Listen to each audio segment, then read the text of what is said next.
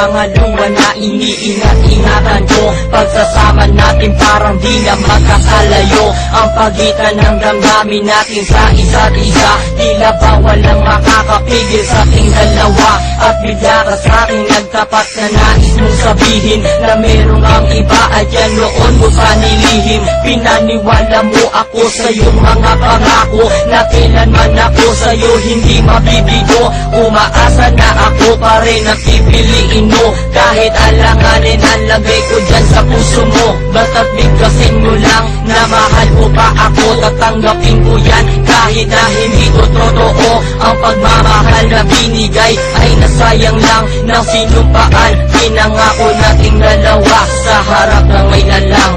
Ako ay lumuha dahil di ko kaya na limutin ka at iwan ka, dahil ikaw lang talaga. Ako'y nagmahal ng todo, pero ako'y di loko. Sana ngayon ay mahalin at huwag mong lukuhin, please, yung bago mo. Gusto nang ipagpatuloy pa ang buhay kong ito. Kung lulukuhin, gagaguhin lang naman ako ng babaeng inalayan, nilaanan ng husto.